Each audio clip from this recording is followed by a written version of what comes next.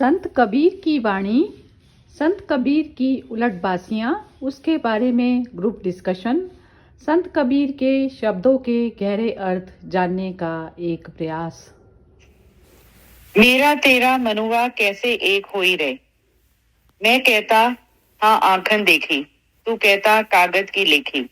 मैं कहता सुलझावन हारी, तू राखियो अरुझाई रे। मैं कहता हूँ जागत रखियो रहियो, तू रहता है सोई रे। मैं कहता निमोही रहियो, तू जाता है मोई रे। सदगुरु धारा निर्मल बहती, वामी काया धोई रे। कहत कबीर सुनो भाई साधो, तभी वैसा होई रे। मेरा और तुम्हारा मन कैसे। ठीक है ठीक है ठीक है, सुना दीजिए। हाँ जी। मेरा और तुम्हारा मन कैसे एक हो सकता है। मैं जीवन में साथ कर, अनुभव कर तथा विवेक की आंखों से देखकर अपनी बातें कहता हूँ। परंतु तुम शास्त्रों एवं पुस्तकों में लिखी बातों को बार बार दोहरा रहे हो, जो केवल बौद्धिक और वाचिक हैं। मैं कारण कार्य व्यवस्था अनुसार युक्ति पूर्वक सुलझाने वाली बातें कहता हूँ, परंतु तुमने महिमा चमत्कार और सिद्धि जो छलावा है, उनको जनमानस में फैलाकर लोगों को भ्रांतियों में उलझा रखा है। मैं कहता हूँ कि इस क्षण भंगुर एवं नाशवान संबंध में सदैव सावधान रहना। यहाँ तुम्हारा कुछ नहीं है, परंतु तू अविवेकी बन यहाँ का सब कुछ सच मानकर उसमें जड़ मूल हो सकता है, हो जाता है। मैं कहता हूँ इस संसार में सब तरफ निर्मोह रहना, परंतु तू संसार के प्राणी पदार्थों में मुँह जाता है। सद्गुरु की निर्मल ज्ञान धारा बह रही है, तो उसमें अपने तन मन को धो ले। सद्गुरु कबीर कहते हैं कि हे संतो सुनो, तभी ये जीव वैसी दशा में स्थित होगा जैसा कि उसका शुद्ध चेतन स्वरूप है। इस तरह से बीबी जी ने पढ़ा और हम सब जानते ही हैं। तो ये संतों की बड़ी पीड़ा थी कि ये पूरा समाज अंधकार में डूबा हुआ था और तरह तरह के पाखंडों में, कर्मकांडों में और परंपराओं में, गलत बातों में, और एक तरह से गुलामी जैसी स्थिति थी। और उनके जो मन थे वो भी चैतन्य अवस्था में नहीं थे, और ये लोग प्रयास कर रहे थे इस पूरी मानव जाति के कल्याण के लिए। तो ये अनुभव तब भी था और अब भी है। उस तरह से उन्होंने एक ये पद कहा कि तेरा मेरा मनुआ कैसे एक हुई रे। तो ये एक अनुभव के बीच की और सुनी सुनाई बातों के बीच की और समाज में फैली हुई चीजों के बीच की एक बात है। जब किसी को अनुभव हो जाता है, किसी चीज का ज्ञान हो जाता है, तो निश्चय ही उसे कुछ अलग तरह की दुनिया दिखाई देने लगती है, एक सत्य की दुनिया दिखाई देने लगती है। अब जो लोग होते हैं और जब उसको इस तरह की दुनिया दिखाई देने लगती है जो सत्य की दुनिया है, तो उसके अंदर भीतर एक बड़ी बेचैनी उठती है ना। वो ये चाहता है कि जैसा मुझे अनुभव हो गया ऐसा सबको हो जाए, है ना, क्योंकि उस अनुभव को वो अकेले नहीं रखना चाहता, वो साझा करना चाहता है, बांटना चाहता है। बहुत बेचैन होता है और इतनी बेचैनी होती है कि इसके कारण उसे मार ही क्यों ना दिया जाए, भले उसे अपने जीवन ही क्यों न गंवाना पड़े, परंतु उस सत्य को वो उजागर करे बगैर रहता नहीं है। ऐसा हमने सुना भी है, पढ़ा भी है और देखा भी है। जिस तरह से जीसस क्राइस्ट के साथ हुआ, जिस तरह से कबीर को बहुत प्रताड़नाएं दी गई, नानक जी को देखा, उनके आने वाले गुरुओं को देखा, और भी जितने भी महान पुरुष दुनिया में जो है सुकरात हुए, सबके साथ लगभग ऐसा हुआ कि उस समय का जो समाज था उनकी बात को समझ ही नहीं पाया। और वो मतलब ये कोशिश करते रहे कि किसी तरह से ये बात समझ में आ जाए। इसी बात को वो कह रहे हैं कि तेरा मेरा मन और तेरा मन एक कैसे होगा। अब जो सुनने वाले होते हैं वो, जैसा कि सभी लोग जानते हैं, वो 3 तरह के होते हैं। वैसे तो और कई तरह के होते हैं, लेकिन मोटे मोटे यदि हम बांटना चाहें तो एक तो ऐसे होते हैं जिनको बच्चों जैसे कुतूहल होता है, कुछ भी देखा कुछ भी सुना तो उनको एक कुतूहल होता है, एक ऐसी उठती है कि हाँ हम इसको जानना चाहते हैं। जो चीज सामने आ जाए उसी के बारे में जानने की उनको इच्छा होती है, परंतु कोई गंभीर इच्छा नहीं होती। सिर्फ वो एक सरसरी तौर पर उसको एक आकर्षण बस, एक कुतूहल बस, और धार्मिक होने के लिए भी वो इस तरह से इच्छा व्यक्त करते हैं। जैसे बच्चे होते हैं ना, उनको हवाई जहाज दिख रही है क्या है, पर उन्हें कोई बताना भी चाहे तब उसको सुनना नहीं चाहते, समझना नहीं चाहते। रेलगाड़ी दिख जाए तो ये कैसे होती है, कैसे बनती है ना। मोबाइल दिख जाए तो ये क्या है, इसके अंदर कौन बोल रहा है। रेडियो दिख जाए तो, जो भी चीज दिख जाए, इसी तरह से कुछ लोग होते हैं, उनकी बाल वृत्ति होती है और जो भी कुछ उसे लगता है, और इसलिए वो इधर उधर, कभी थोड़ी देर इधर जाएंगे, थोड़ी दूर उधर जाएंगे, थोड़ी देर और जगह जाएंगे। तो इसको हम एक कुतूहल की स्थिति कहते हैं। दूसरे श्रेणी के जो लोग होते हैं वो बौद्धिक, उनमें जिज्ञासा होती है, ये वो इससे थोड़ी गंभीर होती है। वो चीजों को वैचारिक रूप से समझना चाहते हैं और बस ज्ञान की या जानकारियां चाहते हैं कि हमें इसके बारे में पता चल जाए, उसके बारे में पता चल जाए, है ना। या कई बार इस तरह से पढ़ते हैं कि हम इस कंपटीशन में बैठ रहे हैं तो थोड़ा समझ लें कबीर क्या है ना, उससे नंबर मिल जाएंगे, कहीं सिलेक्शन हो जाएगा। कुछ लोग इस तरह से है कि इन सब चीजों के बारे में मैं जानकारी रखूंगा तो मैं ज्ञानी कहलाऊंगा। चलो बहुत सी चीजें हैं, ये चीजें भी चुन लेते हैं। जैसे अपन कौन बनेगा करोड़पति में देखते हैं ना कि एक बड़ा सा इनाम है, तो बहुत सारा ज्ञान हासिल कर लें, बहुत सारी चीजों को पढ़ लें और एक कंपटीशन में जाएंगे और वहां पे हमको ख्याति भी मिलेगी, पैसा भी मिलेगा। बाकी बहुत गंभीरता से उस चीज को समझने का प्रयास नहीं होता। तो जैसे एक होता ना, फोर्ड जिसने ये फोर्ड गाड़ी बनाई, सबसे पहले कार बनाई, तो उससे जब पूछते थे कि ये देखिए ये व्यक्ति इतना ज्ञान रखता है, इतनी जानकारी रखता है, ऐसा यदि कोई एम्प्लॉय मिले तो आप उसको कितना पैसा देंगे। तो वो कहता था कि नहीं, मैं कोई बहुत ज्यादा उसको पैसे देने, बल्कि मैं ऐसा कर्मचारी रखूंगा ही क्यों, है ना। तो लोग कहते अरे वाह, इतना ज्ञानवान और इतना बुद्धिमान व्यक्ति क्यों नहीं रखेंगे आप। तो बोले चलो यदि रखना ही पड़ा तो मैं उसको कुछ 1000 रुपए, मतलब उस समय के हिसाब से मैं इतने रुपए दूंगा। तो क्यों? वो कहते थे कि मैं इससे अच्छा किताब नहीं खरीद लूंगा, है ना, जिसमें मैं पढ़ लूंगा जिस चीज की मुझे जरूरत पड़ेगी। इस तरह का ज्ञान मेरे लिए कोई काम का नहीं है। लेकिन उसने एक बार जब उसकी कारों की बिक्री कम हो गई तो उसने अपने पूरे एम्प्लॉइज को बिठाला और कहा कि भाई इसकी बिक्री बढ़ाने के लिए कोई नया सोच आपके दिमाग में है क्या। तो उसमें से एक बहुत ही लेमैन था, मजदूर टाइप का आदमी था, वो खड़ा हुआ और उसने कहा कि हाँ है, और इसको ऐसा कर सकते हैं अपन, सड़क से ऊपर उठा के चला सकते। तो उन्होंने कहा कि ये कैसी बात है, सब लोग हंसे। लेकिन जो इंजीनियर्स थे, वैज्ञानिक थे, उन लोगों ने उस पर काम करना शुरू किया और जो आज हम ये देखते हैं रोप वे, ये उसी का रूप है कि ऐसे स्थानों पर भी कार को चलाया जा सकता है जहां कार नहीं जा सकती। तो वो व्यक्ति कोई पढ़ा लिखा नहीं था, वो सिर्फ एक वर्कशॉप में काम करता था।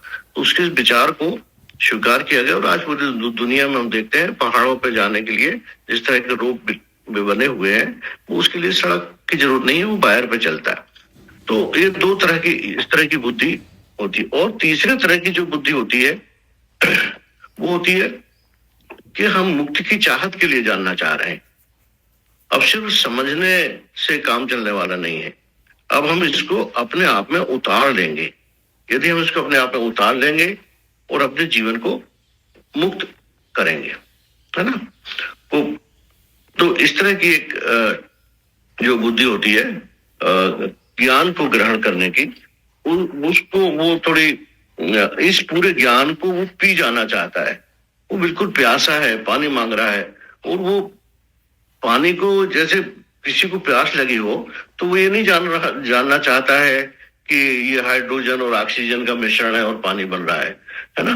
वो कोई फार्मूला को नहीं ढूंढ रहा होता है, वो उस प्यास को बुझाना चाहता है, उस पानी को पीना चाहता है। तो ऐसा व्यक्ति मुमुक्ष कहलाता है ना। जैसे पहला वाला व्यक्ति जो है वो कुतूहल वाला व्यक्ति कहलाता है, दूसरा थोड़ा जिज्ञासा वाला कहलाता है, और तीसरे तरह का जो आदमी है वो ऐसा चाहता है कि मैं पूरी तरह से इसमें डूब जाऊंगा, और जब तक मैं इसका पूरा आनंद नहीं उठा लूं, मैं जब तक इसे पूरा नहीं जान लूं, चाहे मुझे इसकी कितनी ही कीमत ना चुकाना पड़े, मैं इस ज्ञान को ग्रहण करके और अपने जीवन में उतार ही लूंगा। तो इस पद में वो यही कह रहे हैं कि तेरा मेरा मनुआ कैसे एक होई रे ना। वो कह रहा है कि तुम सुनी सुनाई बातों को, अवैज्ञानिक बातों को, जो चीजें संभव नहीं है उन बातों को, जो प्रकृति के अनुरूप नहीं है उन बातों को सुन रहे हो, और मैं जब बताता हूं कि ये चीजें सच नहीं है, ये मात्र पूरी कल्पनाएं हैं, तो आपको मेरी बात समझ में नहीं आती। तो तुम्हारा मन और मेरा मन, तेरा मेरा मन हुआ कैसे एक होई रे, तुम्हारा मेरा मन मिलने वाला नहीं है। क्योंकि मैं तो जो बात कह रहा हूँ वो अनुभव की बात कह रहा हूँ, मैं जो कह रहा हूँ, जो चीज मैंने जान ली है वो कह रहा हूँ, और तुम इन लिखी लिखाई बातों को कह रहे हो जिनका कोई सार्थक अर्थ नहीं है। तुम कहते कागज की लेखी। ये निश्चित रूप से हम समझ सकते हैं कि जो बात किसी के अनुभव में उतरी होगी, किसी ज्ञानी पुरुष के, उसको लिखते लिखते तक तो उसमें बहुत बड़ा अंतर आ गया होगा, है ना। पहले लोगों ने सुना होगा, श्रुति परंपरा में आया वो, उसके बाद वो लिखित परंपरा में आया, उसके बाद भाषाएं बनी, उसके बाद उसको लोगों ने सीखा। ठीक है, ऐसा नहीं है कि लिखी हुई चीज पूरी झूठ है, लिखना तो पड़ा ही, और बिना लिखे आगे दुनिया बढ़ती नहीं, परंतु अनुभव जो है वो वैसा लिखा नहीं जा सकता है, ये बात वो कह रहे हैं। मैं कहता सुलझाओ नारी, मैं उन बातों को कह रहा हूँ वो बहुत सरल है। इससे जो तुम्हारा मन उलझा हुआ है, जो तुम्हारा पूरा एक मानस जिस तरह से सवेरे से शाम तक उलझन अवस्थाओं में रहता है, और मैं जब बताऊं तो उसको बार बार उलझा लेते हो। मैं सुलझाने की कोशिश करता हूँ, आप उलझा लेते हो। जैसे मैं कहता हूँ कि जिस चकमक में आग है ना, जिस तेरा साईं तुझ में जाग सके तो जाग, मैं कह रहा हूँ तुम उसको न जाने कहाँ वनों में, जंगलों में, मंदिरों में, न जाने कहाँ ढूंढते फिरते हो। अब तुम उसको उलझा लेते हो। मैं कहता सुलझाओ नहारी, तू राखे और झाई रे। मतलब मैं कहता हूँ जागत रही हो, जागृत रहने से, अवेयर रहने से, है ना, हर चीज को सूक्ष्मता से उसका अवलोकन करने से उसकी वैज्ञानिक दृष्टि से उसको देखने से, जांचने से, परखने से, तो कहता हूँ जागत रही हो, तू जाता है सोई रे। अब जब मैं जागने की बात करता हूँ वो तू निरंतर सो जाता है, तो मैं कहता हूँ जागत रहिए, वो तू जाता है सोई रे, तेरा मेरा मनवा कैसे एक होई रे।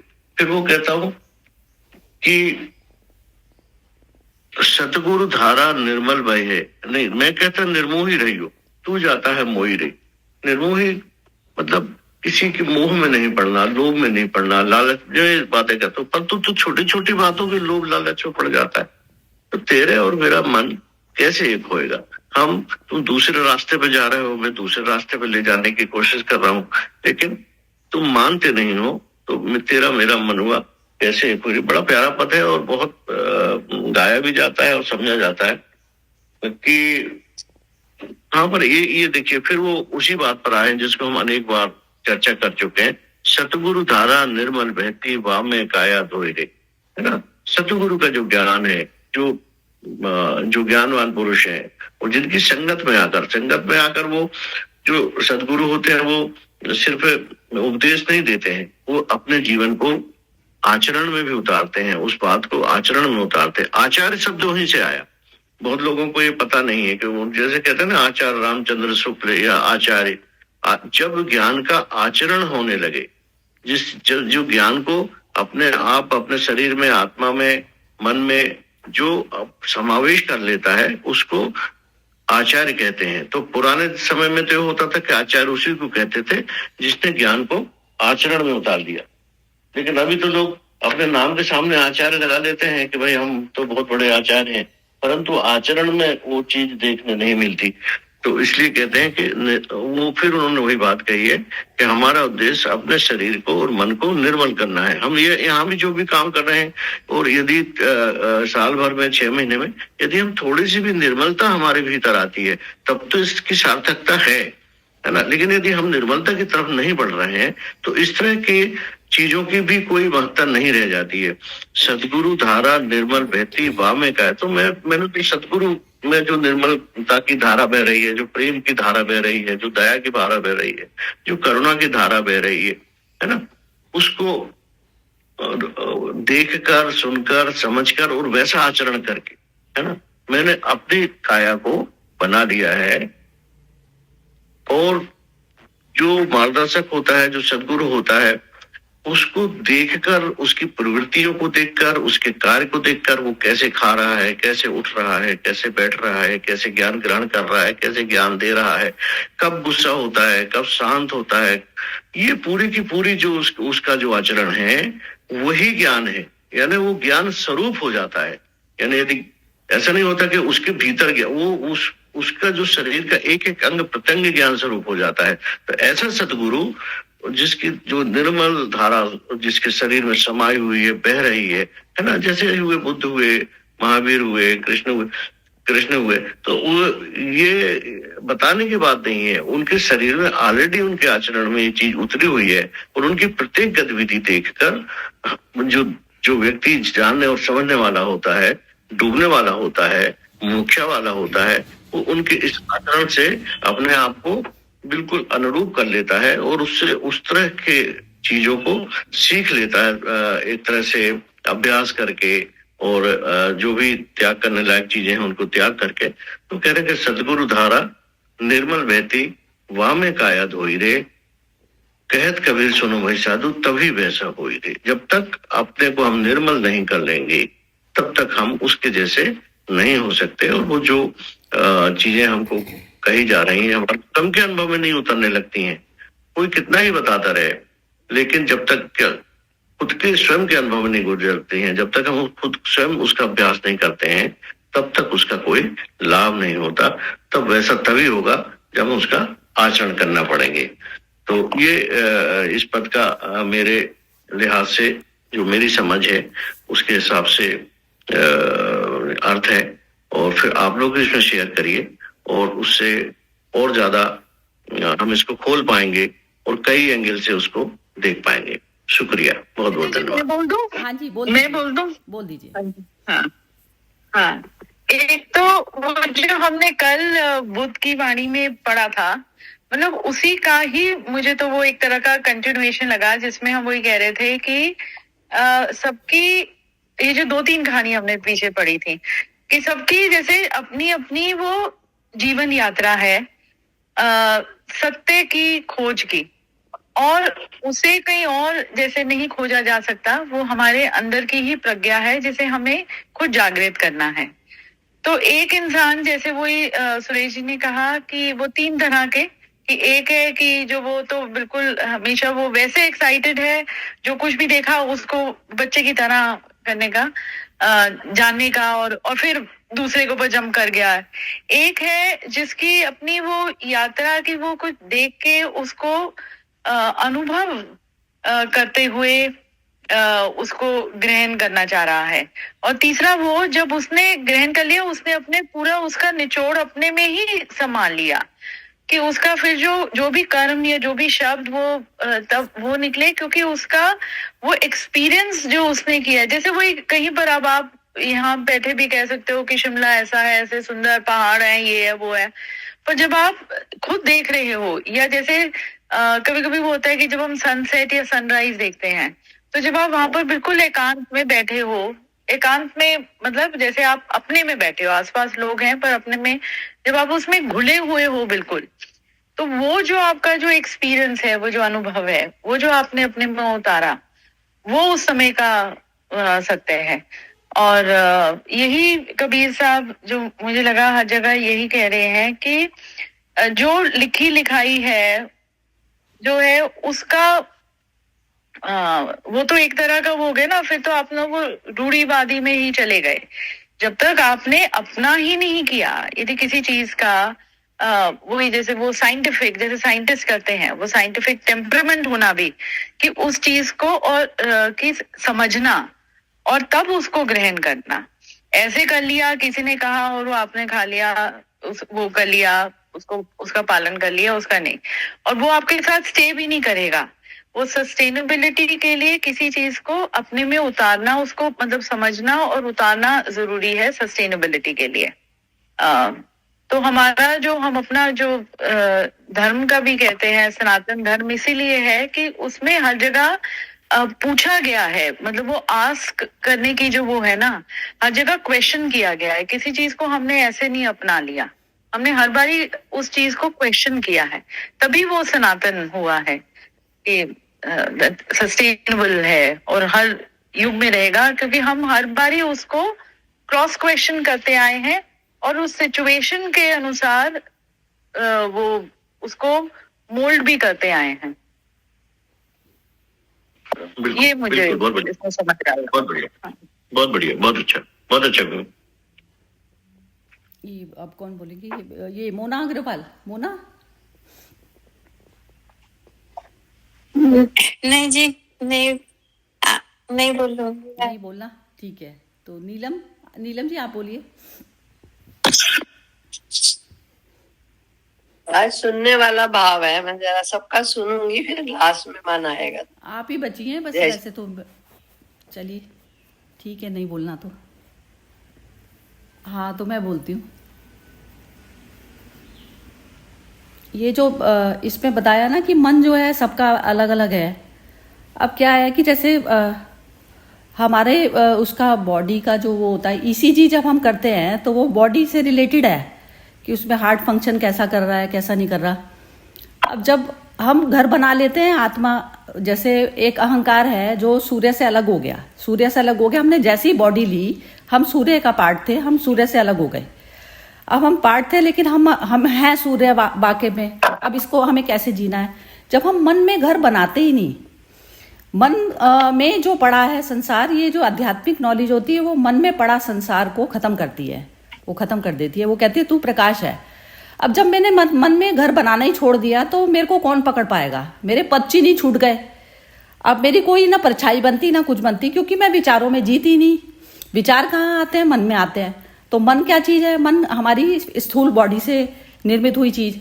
तो अब उसमें जब जागृति वाली स्टेज जो आती है तो उसमें क्या होता है कि जब आप मन के लेवल पर जीते ही नहीं, तो मन तो अलग अलग इस प्रकार से है ना, जो अहंकार है अलग अलग रूपों में जो चल रहा है। लेकिन जब मेरे को अपना स्वरूप ही पता चल गया तो जागृति एकमात्र क्रांति हुई। तो जागृति क्या, मेरे को जग गई मैं कि मैं जो है ना ये शरीर ना मैं ये मन। तो अब जब मैं मन में घर बनाना ही मैंने छोड़ दिया, मेरा आत्मा में, अब आत्मा का कोई पदचिन्ह नहीं होता। आत्मा को आप नहीं पकड़ सकते, ना कोई मशीन पकड़ सकती। तो एक वो तल होता है रहने का। तो अब जब आप अहंकार मतलब बॉडी लिए हुए हैं, लेकिन बॉडी के और मन को प्रेफरेंस ना देते हुए आप जागृति में रहते हुए जब आप कर्म करने लग जाते हैं, तो फिर आपके आगे अंधेरा ही नहीं है ना। अंधेरा होता है शरीर भाव से अंधेरा। अब प्रयास और वो सब चीजें जो है, ये इस कारण ही मुझे अष्टावक्र गीता बहुत ज्यादा सुंदर लगती है। इसलिए क्योंकि उसपे जो अष्टावक्र के फादर थे, तो वो उनको अंदर कहते हैं गर्भ के अंदर से ये उनको आवाज आई कि जो अष्टावक्र थे उन्होंने बोला कि ये तुम क्या अभ्यास कर रहे हो? तो अभ्यास भी तब तक ही चल रहा है जब तक हमारा मन एग्जिस्ट करता है। जब आप मन के शून्य कर लिया, जब आपका मन उसमें संसारिक चीजों से जब लगता ही नहीं, आप पता चल जाता है कि ये बॉडी सिर्फ इंस्ट्रूमेंट मात्र है, तो आप जो है वहां पर घर बनाना ही छोड़ देते हैं। तो आपका जब घर, आपने वो चीज छोड़ दी, आपका आत्मा में घर हो गया, तो उस चीज को कौन पकड़ेगा? तो वो एक स्टेज ऐसी होती है कि उसमें फिर आपको ना कोई भी अभ्यास या किसी भी चीज की कोई जरूरत नहीं पड़ती। आपको पूर्ण प्रकाश में है, आपको रास्ता पूरा क्लियर दिखाई दे रहा है। अब क्या होता है, अब जो शरीर भाव से जो हमारे आसपास जो लोग रहते हैं, जो शरीर भाव में जीते हैं, तो उसमें हमें मतलब करुणा का भी हमें अभ्यास नहीं करना पड़ता। हमें पता चल जाता है कि इसके अंदर अंधापन छाया हुआ है। अंधापन मतलब विचारों का, किसी भी प्रकार का, तो वो हमें ऑटोमेटिक पता चल जाता है कि इसका इलाज कैसे होना है। तो अब उसको कौन सी दवाई और कौन सी मेडिसिन उसको दी जाएगी। तो ये करुणा जैसे ही स्वयं आदमी जागृत होता है तो उसको अपने आप ऑटोमेटिकली आ जाती है। उसमें उसको कुछ भी नहीं करना पड़ता, सिर्फ एक जागृति से ही आ जाती है उसे, कि किसको कौन सी बात किस तरीके से कौन से मेथड से समझ में आ जाएगी। तो ये बुद्ध पुरुषों ने उस समय में जो भी चल रही थी ना कुरीतियां, तो उस समय उन्होंने जो लैंग्वेज, जो चीज जो लोगों की समझ में आ सकती थी, तो उस तरीके से माध्यम से समझाया। तो हर युग में युग पुरुष भी अलग अलग होते हैं, तो उस समय में युग में कौन सी बात किसी की बुद्धि में घुसेगी तो वो चीज़ जो है उनको पता होती है। तो जागृति मतलब जागृति वाला जो मनुष्य है जब हर युग में करता है तो वो अपने आप को चेंज मतलब भाषा को इसको सबको चेंज कर लेता है। वो अपने अंदर पता है उसको कि मैं अपने अंदर का ही इंस्ट्रूमेंट चेंज कर सकता हूँ, बाहरी तौर का जो जैसा जड़ बुद्धि है वो नहीं बदलेगा। तो वो अपने अंदर का उसको कहाँ थर्मामीटर एडजस्ट करना है तो वो अपने अंदर एडजस्ट कर लेता है पूरा, क्योंकि जागृति में है। उसको पता है कि स्वयं पर ही काम कर कर ही आप जो है दूसरे को आप कुछ समझा सकते हैं। तो जो भी वृत्तियां हैं, जो वृत्तियों की कैद है हमारी, तो अपनी कैद तो वो काटता ही है और स्वयं दूसरों की भी काटता है। तो इस प्रकार से जैसे वृत्ति है, मेरे को एकदम क्रोध आता है, अब मेरे क्रोध से सामने वाला नहीं समझ रहा, अब क्रोध के लिए मेरे को फिर अपनी वृत्ति को छोड़ना पड़ेगा। फिर मैं जो है अपनी बात को, वाणी को थोड़ा सा नरम बनाऊंगी कि नहीं जो है सामने वाले की बुद्धि में नहीं घुस रही, तो मेरे को किस तरीके से डालनी है ये चीज़। तो इस प्रकार हर युग में युग पुरुष अलग होते हैं और उस समय जो जैसे रीति से समझ में आती है, जो जिसको भाषा, उस प्रकार से उनका समझाने का प्रयास होता है। हाँ जी, मेरा हो गया। अब कोई कमेंट कोई करना चाहता है तो हाँ जी करिए। अब नीलम जी और हाँ जी सुरेश जी आप बोलिए। ये नहीं, ये Vivo 1902 के नाम से आ रहा है, ये कौन है? पता नहीं, ये तो खुद ही इंट्रोडक्शन देंगे अपना। हाँ जी 1902 वाले जो भी है अपना इंट्रोडक्शन दीजिए अनम्यूट करके।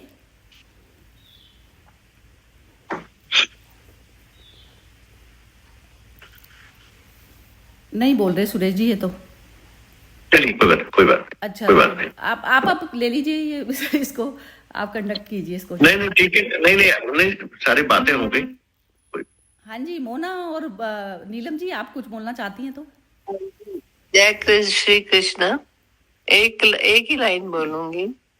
एक शेर है या जो भी उसको कहते हैं उर्दू का, कि ये इश्क नहीं है आसान, एक आग का दरिया है और डूब के जाना है।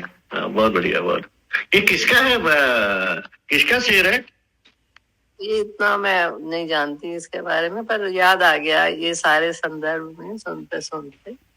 तो ये सारे जो हम आज कर रहे हैं कबीर जी का उलटबासी, इसमें यही कह रहे हैं कि हमको अपना अनुभव करना है, अपने ही सारा अपना मन को डुबो देना है प्रभु की भक्ति में। गुरु का ये दरिया बह रहा है, उसमें डुबो के जब अपना अंतर मन, अपना सारा ध्यान उसमें वॉश कर लेंगे, प्रभु की नदी, ये जो सरोवर बह रहा है, तभी जाके हमको समझ आएगा कि क्या है। इतना आसान नहीं है और इसमें पूरे डूब जाएंगे, पूरा अंतर मन, पूरा अपना जीवन, अपना जीने का तरीका, अपना उठने बैठने का तरीका, सब जब उसमें उसके जैसा ही हो जाएगा, तब जाके हमें समझ आएगा कि ये क्या अनुभव है। अनुभव के बिना हमें सिर्फ किताबें कितने भी हम पढ़ लें, हमको वो ज्ञान कहलाएगा, पर अनुभव और भक्ति जो है ना वो अंदर से आती है, और उसमें जब आप लेते हैं तो फिर वो बात ही कुछ और होती है। जय श्री कृष्ण। बढ़िया, बहुत अच्छा, बहुत अच्छा। अनुभव में भी वही रहता है, वैसे चैप्टर तो नीचे का ही रहता है। प्रकृति के क्षेत्र में अनुभव का चलता है हिसाब किताब। एक होता है ना जैसे 100 डिग्री पे पानी बॉयल हुआ और एकदम भाप बन गया, तो वो स्थिति जो आती है तब हम गुरु में हमारा मर्ज होता है। गुरु में कह दीजिए या परमात्मा में, परम में मर्ज की स्थिति होती है, तो उसमें आपके अनुभव सब नीचे छूट जाते हैं। मन से ऊपर की अवस्था, मन अनुभव करता है, मन अनुभवों में जीता है। तो वो स्थिति में आने पर ही जो है आपका जो दुख है ना, टोटल दुख खत्म तभी होता है। पर वो अनुभव के पथ से तो जाना ही पड़ेगा, मतलब वो जो जैसे यात्रा तो चल रही है, लेकिन वो जो था ना जैसे बुद्ध की स्टोरीज में आया था कि उस समय उसको एकदम बात समझ आ गई, ऐसी कई सारी स्टोरीज थी कि जिनमें एकदम समझ में आ गई। तो वो प्रयास की हम जो मूवमेंट जो जिए ना वो 100% जिएंगे ना, तो हम अनुभव पूरा ले पाएंगे। हाँ, नहीं वो तो है, नहीं उसमें बुद्ध में भी तो हमने यही पढ़ा ना कि उसको एकदम इतनी समझ आ गई, पर उसके पीछे उसकी वो जो यात्रा तो उसकी थी, मतलब कॉम्प्लिकेशंस तो आई ना उसके लाइफ में, तो वही तो अनुभव है, उसी से तो वो सीखा कि एकदम जब उसके वो जो है ज्ञान के चक्षु भी ये सत्य के चक्षु भी तभी खुले जब वो पीछे की तो एक वो रही है। तभी जितने भी ये संतों की आप देखो जिन्होंने बोला भी है, तो उनकी कोई लाइफ सभी की वो स्ट्रगल वाली लाइफ रही। और कबीर का साहब ने भी जो कुछ देखा, जो सोसाइटी में हो रहा है, जो हो रहा है, उसको देख देख के ही उसकी पीड़ा को महसूस करके ही फिर वो जो ये सब निकला ना कि ये है, ये गलत है, मतलब जो भी गलत सही का तो नहीं मैं कहूंगी, पर जो भी कुछ उन्होंने कहा वो आसपास को अनुभव करके ही बोला। नथिंग की जो भी कुछ हमारे शास्त्रों में लिखा हुआ है उसका तो कहीं पर भी उनके उल्लेख कहीं भी नहीं है उनकी वाणी में कि यहाँ ऐसे कहा गया या वहां ऐसा कहा गया। डे टू डे वाले उन्होंने एग्जाम्पल्स दिए सारे। इसका रास्ता यही है कि जो भी आपका मन आधे अधूरे में जो चलता है ना, तो मन को पूरा जरूर करिए।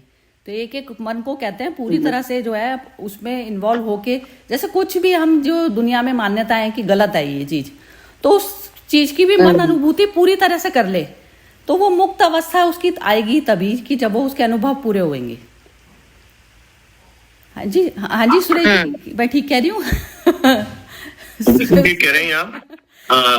असल में ये जितने भी साधन हैं, अब ये जो हम जिस तरह से ये सेशंस कर रहे हैं या बहुत सारे जितने भी तरीके हैं, ये हमको तैयार करते हैं, है ना। जैसे नीलम जी ने कहा ना आग, तो आग को लकड़ियां इकट्ठा करेंगे, उसमें आग लगाएंगे, थोड़ा धुआं आएगा, फिर वो सुलगेगी, और फिर चीजें तपेंगी। तो ये जितने भी हम प्रयास करते हैं, ये तपने के प्रयास हैं। और जैसे तपते तपते एक दिन ऐसा एक क्षण ऐसा आता है, जैसा विमी ने कहा कि आप टूट पड़ते हैं। जिस तरह से फल है, धीरे ऋतु आवे फल होए, धीरे धीरे कबीर साहब ने कहा ना, धीरे धीरे रे मना, धीरे सब कुछ होए, माली सींचे 100 घड़ा, ऋतु आवे फल होए, है ना। आप सींचते रहिए गर्मी के दिनों में, है ना, लेकिन जैसी बरसात आएगी वो अपने आप वनस्पतियां उगने लगेंगी, है ना। इस तरह से बहुत सी चीजें आप करते रहिए, उल्टे घड़े जैसे पानी जैसे बहती रहेंगी। लेकिन ये धीरे धीरे धीरे धीरे धीरे पकता है व्यक्ति। पहले यही बातें किसी को बिल्कुल अच्छी नहीं लगती थी, थोड़े दिन बाद वो जब उसके मर्म को जाना तो थोड़ी ठीक लगने लगी, फिर उसके अंदर और घुसा। तो ये सब एक तरह से तैयारी होती है। और कुछ लोगों के साथ ऐसा होता है, जैसे बुद्ध के जीवन में एक कथा है कि वो अपना कहीं भिक्षा में थे और कहीं किसी एक गांव में ठहरते थे, और एक व्यापारी आया और उनके जहां वो ठहरे थे उनके भिक्षुओं से पूछा कि बुद्ध कहाँ हैं। तो उन्होंने कहा वो तो गांव में गए हैं। तो बोले मैं उनसे दीक्षा लेना चाहता हूँ। तो उन्होंने कहा कि अरे ऐसे कैसे दीक्षा होती है, आप मतलब अभी आएंगे तो फिर शाम को जो सभा होगी उसमें बैठेंगे तब बात कर लेना। बोले नहीं मैं बहुत जल्दी में हूँ। तो वो कहाँ है, वो गाँव में चला गया। बुद्ध किसी परिवार में थे और उनके मतलब बाहर खड़े थे और अपना भिक्षा पात्र लेकर। तो उन्होंने कहा कि मुझे दीक्षा दीजिए, मुझे ज्ञान दीजिए, और मुझे बहुत जल्दी है। तो बुद्ध ने समझाया कि ज्ञान कोई ऐसे जल्दी तो नहीं होता है कि आप आ गए मुझे ज्ञान दे दो। वो तो एक बड़े धीरे धीरे की प्रक्रिया है, धीरे धीरे आता है और फिर मैच्योर होता है। और उसके बाद फिर वो बाहर आए। अब बुद्ध वहां पे उसको ऊपर से नीचे तक देखा और उसको जो कुछ भी कहा कि जागृत रहे, जो कुछ भी कहा उस समय, जैसे उन्होंने कहा ना कि उन्होंने कहा मैं आपके शरण में हूँ और मुझे ज्ञान दीजिए। उन्होंने जो भी ज्ञान दिया कि मतलब जागते रहना या जो कुछ भी उस समय के शब्द उन्होंने कहे, और उसने वो सुने, प्रणाम किया और उसकी वही मृत्यु हो गई उसी स्थान पर। वो सब चकित रहे। बुद्ध के साथ ऐसा था दुनिया में अभी तक जितने भी फिलोसोफर हुए हैं, धार्मिक लोग हुए हैं, जितने प्रश्न बुद्ध से किए गए हैं उतने किसी से नहीं किए गए। और दूसरे धर्मों में कोई यदि प्रश्न करता है तो उसको धर्म के ऊपर प्रश्न उठाने के कारण उसको सजा मिलती है। परंतु बौद्ध एक ऐसे व्यक्ति थे जो हर प्रश्न का उन्होंने जवाब दिया है। जो भी किसी के मन में आया उसका उन्होंने सटीक सार्थक उत्तर दिया। तो शाम को भिक्षुओं ने पूछा कि ऐसा क्या हुआ। उन्होंने कहा वो इतना पक चुका था, जैसा कि मैंने उसका अवलोकन किया, मैंने पाया कि वो अपने जीवन में अपने कर्मों से, अपने दूसरी चीजों से उसे बस एक क्षण की जरूरत थी, और इसलिए वो यहाँ आया। और जैसे ही मैंने उससे बात की, बस वो इतना ही चाहता था कि एक बार बुद्ध से भेंट हो जाए। और अब इतनी देर में बुद्ध से क्या उसने ग्रहण कर लिया, सिर्फ बुद्ध के, जैसे कहा ना, जो आचरण पुरुष होते हैं उनमें एक प्रकार की तेजस्विता आ जाती है उसको देखते ही, और उसने सोचा बस अब मेरा समय होगा, और उसकी मृत्यु हो गई। तो एक क्षण में हो जाता है कभी कभी, और कभी कभी बरसों लग जाते हैं और नहीं होता। तो ये एक बहुत ही उस तरह की डूबने की प्रक्रिया है कि ज्ञान मिलना है तो पल भर में मिल जाएगा, और कभी कभी नहीं तो बरसों भी लग जाएंगे, तो वो क्षण हमको नहीं मिलेगा। और इसलिए इसकी महत्ता है कि हम इसकी जो आग है वो जलाए रखें। आग बुझ गई फिर तो ज्ञान की भी आग जलाए रखेंगे। वैज्ञानिकों के साथ भी यही हुआ कि वो करते रहे। उन्होंने 1000 बार बल्ब बनाया, नहीं बना, लेकिन 1001वें बार जब बनाया तो बन गया। तो वो एक सतत प्रक्रिया होती है, और अलग अलग प्रकार से अलग अलग लोगों के साथ होती है। इसलिए कोई एक फार्मूला किसी के काम आने वाला नहीं है, सबकी अलग अलग प्रक्रिया होती है जिसमें वो सीखता है, जिसमें वो अनुभव करता है। तो हम ये देखना पड़ता है कि मुझे ज्यादा अच्छी तरह से अनुभव किस तरह से होगा, है ना। और जब वो हो जाता है, पक जाता है, तो वो टूट पड़ता है, जिस तरह से फल टूट पड़ता है, जिस तरह से पानी गर्म होने लगता है 97 डिग्री के बाद, जिस तरह से दूसरी चीजें भी होने लगती हैं। तो लेकिन लगातार उसमें एक आग को जलाए रखने की जरूरत होती है, और ये हम सब जो कर रहे हैं उसी तरह की आग को सुलगाने का, उसको बनाए रखने का एक छोटा सा प्रयत्न कर रहे हैं। हो सकता है इस आग से कुछ हो जाए, इस संभावना के लिए हम सब लोग अलग अलग तरीके से उसके प्रयास कर रहे हैं। जी धन्यवाद। बहुत ही सुंदर बोला। चलिए ठीक है, फिर खत्म करें विम्मी जी सेशन, या आप बोलना चाह रही हैं कुछ? हाँ जी, बोलना। हाँ, बस वही जो सुरेश जी ने अभी कहा, वो जो कहानी बताई, उससे वही है कि सबकी वही है कि अपनी अपनी यात्रा है, और कौन कहाँ पर किस समय वो, जैसे वो एकदम तृप्त फील कर रहा है, जैसे उसका बस वहीं तक था कि मुझे बुद्ध से मिलना है। इससे मैंने वो आई थी सदगुरु जी की जो अपनी वाइफ के बारे में बताते हैं कि उन्होंने जब वो पूरा उसका सुना कि किस तरह से शरीर छोड़ने का, वो किसी और को बता रहे थे, और इन्होंने सुना, तो इन्होंने जो वो बताते हैं, सदगुरु बताते हैं कि उन्होंने डिसाइड किया कि उन्होंने कहते एकदम ही कहा कि मैं छोड़ना चाहती हूँ शरीर। तो सदगुरु ने उनको कहा भी कि भाई तुम तो अभी, मतलब तुम ऐसा क्यों कर रही हो, और वो अभी तो मतलब वही यंग हो, और वो जैसे उनकी तो बेटी भी थी उस समय ऐसे से, पर उनकी वाइफ में एकदम ही वो कुछ जैसे वो है ना, एकदम हुआ, और उनका कि नहीं अब मैं छोड़ना चाहती हूँ शरीर। तो वो ये कि किसकी कहाँ वो है कि आप किस लेवल पर, कहीं एकदम उस लेवल पर एकदम, मैं ये नहीं कह रही कि शरीर छोड़ने वाली बात, पर मैं उसमें से कह रही हूँ कि वैसे भी किसी चीज के लिए भी आप कब उस तृप्त हो गए, और आप उसको छोड़ के, रोजमर्रा के उसमें भी आप तृप्त हो गए और आप उसको छोड़ के दूसरे पड़ाव पर पहुंच गए। तो वो सबका अपना अपना है। बिल्कुल। ये सुरेश जी मेरे ख्याल से ये बोलना चाहते हैं कुछ, ये अभी कौन था? हाँ, इन्होंने वो हैंड किया हुआ है ना, प्रेम सिंह। हाँ जी, प्रेम सिंह जी, ये आप बोलिए इस पे अनम्यूट करके।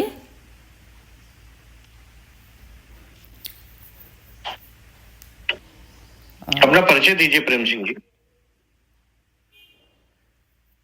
नहीं बोल रहे। चलिए ठीक है, फिर सुरेश जी खत्म करें, फिर लंबा हो गया सेशन। बिल्कुल। चलिए ठीक।